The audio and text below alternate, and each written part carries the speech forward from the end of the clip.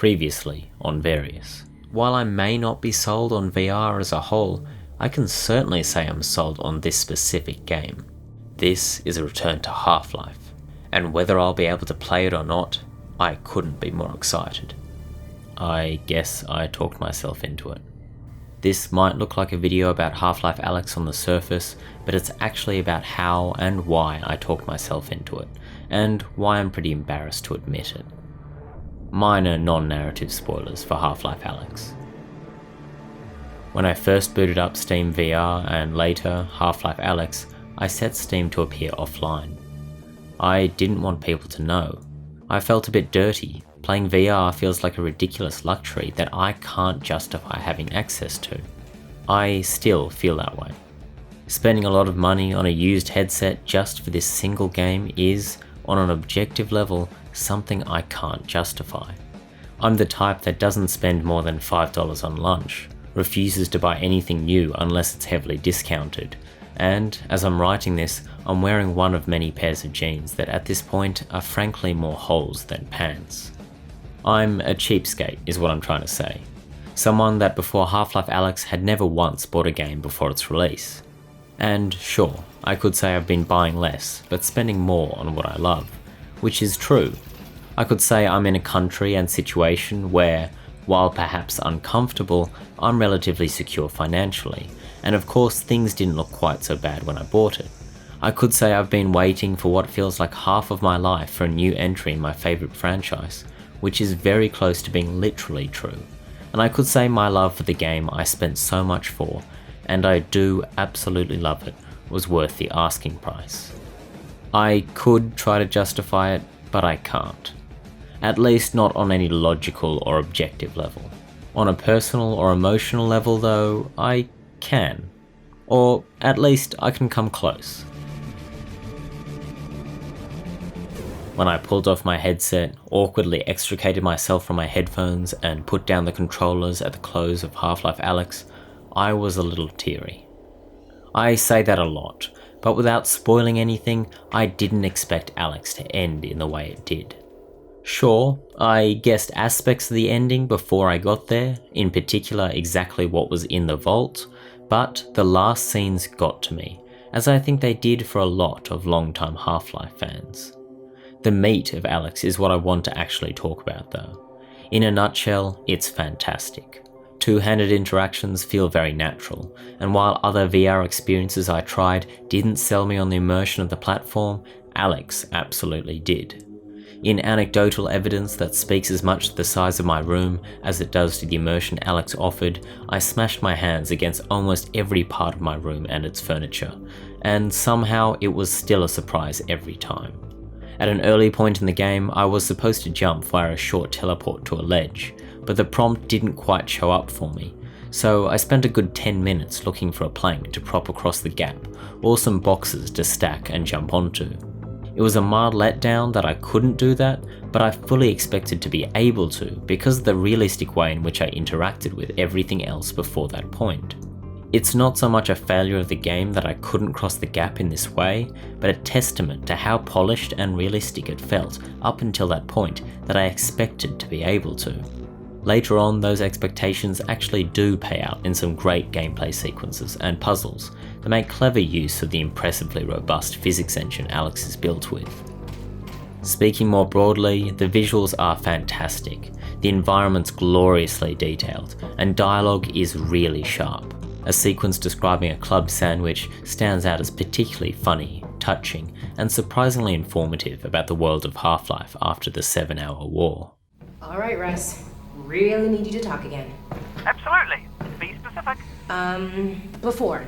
What was life like before the Combine? Excellent. Alyx, have you ever heard of a club sandwich? Nope. Not once. Right. To make a club sandwich, you need to start with bread. Not from a bread line, from a bakery across the street. Baked that day. Okay? You add tomatoes, lettuce, not vegetable paste, fresh. Then you add bacon. That's from an animal we used to call the pig. You toast the bread and you put all that in. You guys had all that? That's insane. It is. And I'm not done. Then you add a second sandwich on top of the first one. You put ham in it, also from a pig, and turkey from an animal we used to call the turkey, and more tomato, more lettuce, and a bunch of other things I'm forgetting. It was 6 inches tall and weighed a pound, had a dozen ingredients from 5 different continents. It was the most impossible food item you could imagine in any age before ours. Wow. I know, right? That is... wow. Thanks, Rex. You're welcome, Alex. Playing on normal, I found the fights to be a bit harder than most others seem to have, likely due to my lack of experience in VR, but they felt great all the same, and on a second playthrough, they were a lot easier. A minor issue was that I found the music pretty dull. Never bad, and the closing credits track was solid, but Kelly Bailey's music was very much missed. It's telling that for me, the 2 most memorable music cues were both tracks reused from the first game. I think the aim was to layer different elements of a track as different things were going on, a la Portal 2, but for me, the old, straightforward approach was far better. The sense of scale and presence was good, though not as mind-blowing as some will have you believe. While in-game, I never quite felt like I was there, but afterwards I remembered the game as if I actually had been, which remains a novel and surprising experience, even if it didn't quite measure up to the ridiculous comments people typically make about VR. That feeling of almost being there is what stuck with me most outside of the closing scenes. There is a good reason I say almost, though. VR is clunky. There's no getting around that. Alex itself doesn't leave me wanting in any major way, but VR, and I think this would be true regardless of the headset I used, does. First are the little hiccups that I think are more specific to my headset. Moments where the tracking of my hands wasn't quite right, or one of my hands being lost entirely, only happened rarely, but immediately broke what remains VR's biggest selling point: immersion. I also regularly found myself making awkward turns and strange maneuvers to extricate my legs from the headset cable on the ground. As continuous movement made me feel a bit ill, I was teleporting with some room scale movement that was heavily limited by the scale of said room, which actually felt pretty good in-game, but the resulting footage isn't fantastic to look at, and I suspect won't translate very well at all. All this is to say, without a diaper treadmill abomination or backpack PC and empty warehouse for free movement in VR, the platform will always have a problem with movement that only the extremely wealthy or utterly shameless will ever be able to solve. With a room big enough and a VR setup expensive enough, perhaps most of these problems would disappear. But even then, there's the issues of lenses fogging up, cables with wired setups or latency and compression for theoretical wireless setups, and screen resolutions and fields of view that just can't match what the human eye can see, and won't be able to for a long time. I can see the promise in VR, and I can see why some people are so enthusiastic about it. But until I can go for at least half an hour without getting tangled in cords or adjusting my headset so it looks right, I just don't think it's quite the mature product it wants to be. For me personally, that Alex feels as good as it does is really down to the game and not the hardware. Buying Half-Life Alyx is something I can justify, but outside of Alyx, VR doesn't hold any interest for me just yet, and it's the VR hardware I really can't justify.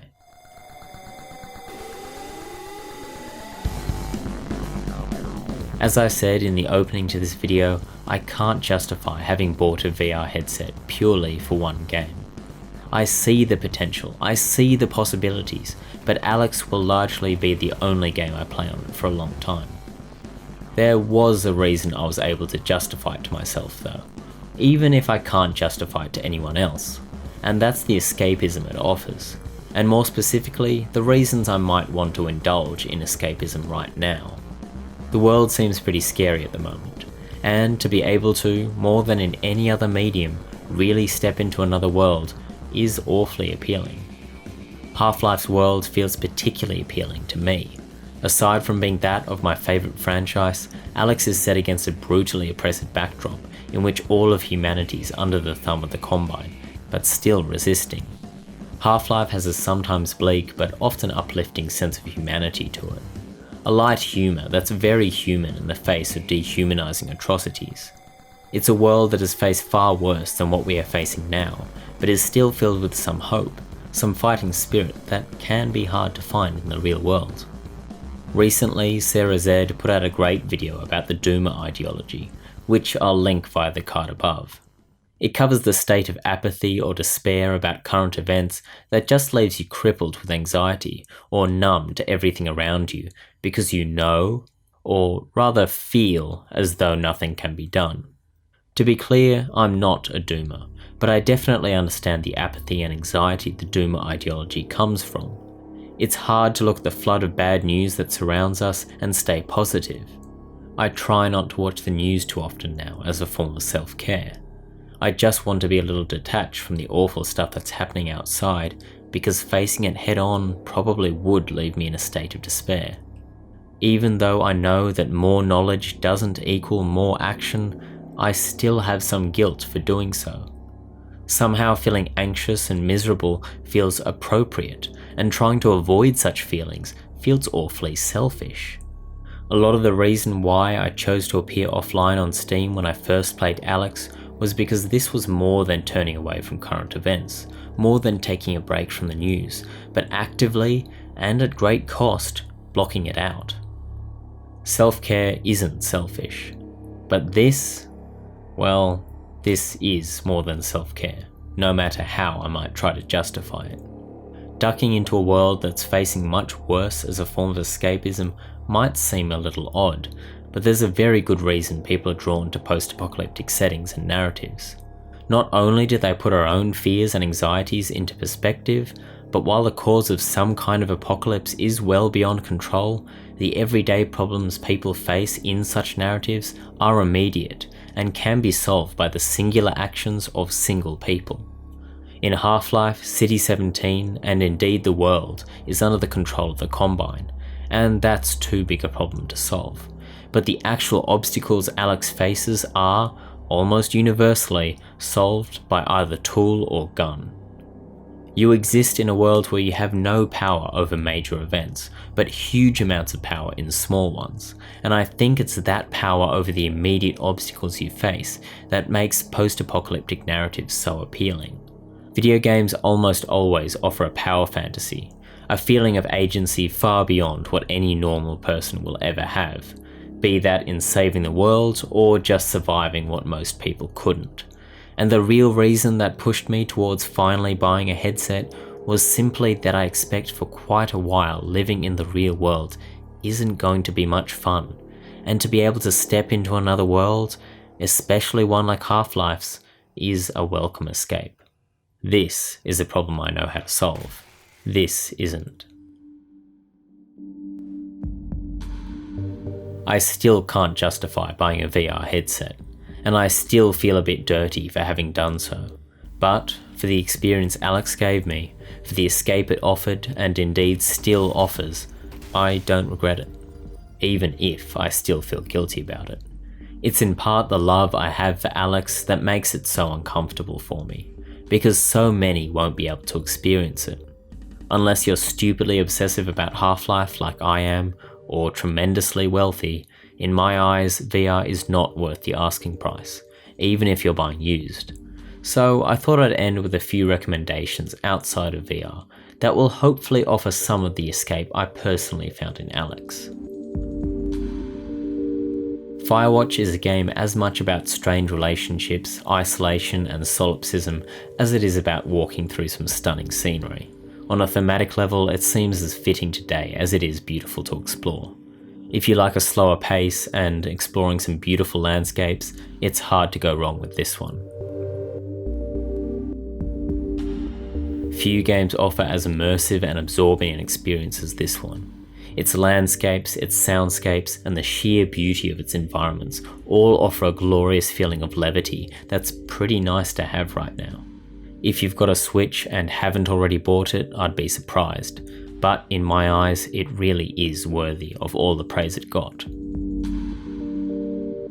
The Red Strings Club is beautiful, short, and quite relaxing, while having enough narrative bite and a few brilliant mechanics to pull you through the whole game and leave you wanting more at the end. Highly recommended for fans of pixel art and clever conversations. See Mr. Wendell's excellent video on the game here for more on those conversations. Like the Red Strings Club, Gris is another title published by Devolver Digital with some of the most stunning art you'll ever see in any game. It's at times a touch heavy-handed in its thematic content and soundtrack, but the art is so beautiful that I didn't care. A beautiful experience overall, and one you owe it to yourself to at least consider. If you're after a bit more of an intense and involving experience, Human Revolution is great. The atmosphere of its two major hub worlds is fantastic, and the gameplay is really solid, especially if you're into the stealthy, non-lethal approach as I was. The story, meanwhile, is ridiculous, but the fun kind, and one that I feel makes for a great escape from reality right now. You no doubt already know if Undertale is your thing or not, but if it is and you haven't played it yet, I think it's well worth your time. Some people will tell you Mass Effect 2 is the best in the series. I would disagree. The first Mass Effect was so ambitious and offered such an impressive sense of scope and scale that it's hard to think of a better title to dive into while everyone is stuck inside. It's far from perfect, often frustrating and full of technical issues, but if you can get past those issues, I think it's well worth the effort. Honestly, I've talked about TF2 enough on this channel, but the breadth of experiences it can offer is pretty crazy. From tight gameplay and tense rounds to silly non-combative interactions, there's so much to do in-game that it never gets old for me. It's also free to play, which is a nice bonus. Last but not least is the obnoxiously titled VA-11 Hall-A, or Valhalla. If serving drinks in a seedy bar in a future that seems to have taken select portions of Reddit, anime, and cyberpunk and filtered them down into some really interesting conversations that I promise are far more interesting than the sources might have you believe sounds appealing, this is great. It's more of a visual novel than a straight game, so it's not heavy on interaction, but if you're okay with that, there's a lot to love here. Of course, those are just my recommendations. I'd love to hear yours. With everyone pretty isolated right now and a lot of people facing the loss of their livelihoods, it's easy to feel overwhelmed. So, for everyone still watching, I hope you're all doing well. However you find escape, and whatever you're escaping into, cheers. Have a good one.